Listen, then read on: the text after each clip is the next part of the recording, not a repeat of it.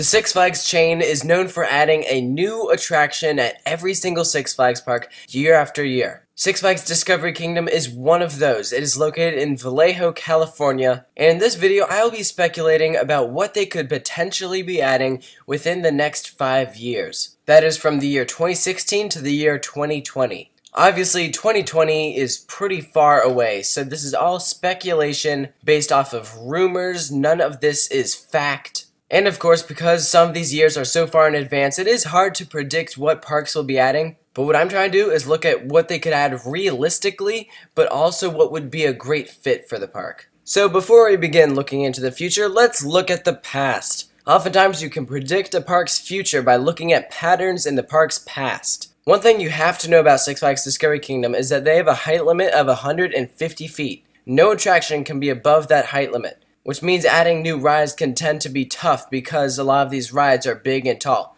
Look at the Skyscreamer that they added in 2011. Most models are 200 feet or above. Theirs is 150 feet. And then they added Superman Ultimate Flight. That maximum height is 150 feet. So that is something that we'll definitely want to keep in mind when looking at a park's future. I highly doubt that that height limit will be changing anytime soon. Getting started, in 2016 I am predicting that Six Flags Discovery Kingdom will add some Larson flying scooters. These are solid family rides and they're becoming really popular in the industry. In 2015, this year, the park is adding a thrilling flat ride. The last family ride that they had was in 2014 and that was Tsunami Soaker. So this would be another great family ride addition.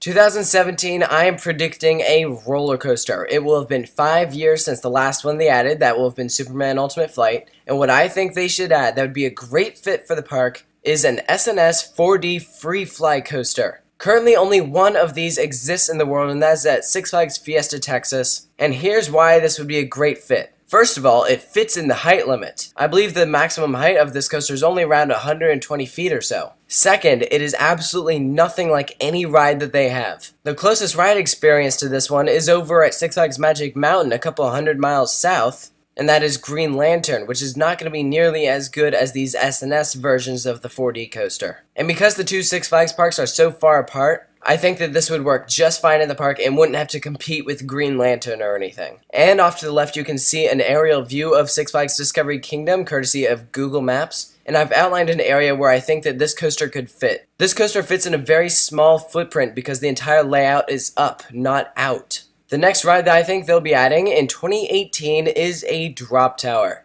Six Flags Discovery Kingdom is one of the few parks that doesn't have one. Of course, it would have to be 150 feet tall. It would probably be by Intamin. Six Flags still works with Intamin. Intamin manufactured Zumanjaro Drop of Doom when they built that at Six Flags Great Adventure, and also Lex Luthor Drop of Doom at Six Flags Magic Mountain. This is a classic thrill ride that every park should have. And so I'm predicting that they'll add this in 2018. I don't think that they should add this in 2016 because this is another thrilling flat ride. In 2015, the park is adding the Super Loop. So that's why I said in 2016 the park should add flying scooters. So that way you aren't getting two thrilling flat rides back to back. In 2019, I think that the park should look back to adding family attractions, and assuming Six Flags continues to add these Justice League dark rides, I think Six Flags Discovery Kingdom should get one. It doesn't necessarily have to be themed to the Justice League, but these dark rides look really cool, and because Six Flags Discovery Kingdom doesn't really have a dark ride, this would work very well at the park. The only trouble really is with these rides is you need a fairly large building to encompass the ride.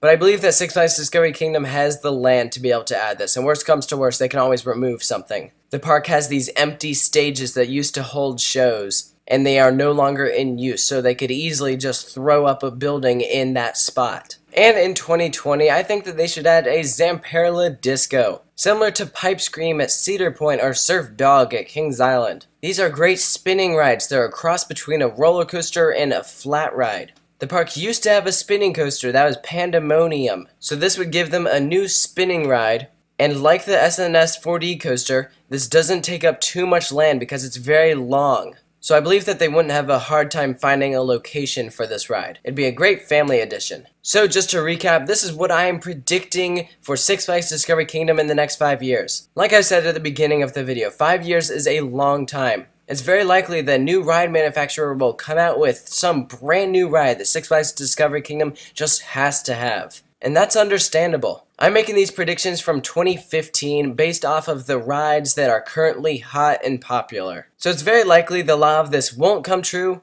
but it's always fun to make predictions and look at what would be a great fit for the park. And I believe that by adding these 5 attractions over the next 5 years at Six Flags Discovery Kingdom would help make this park a more enjoyable place to visit.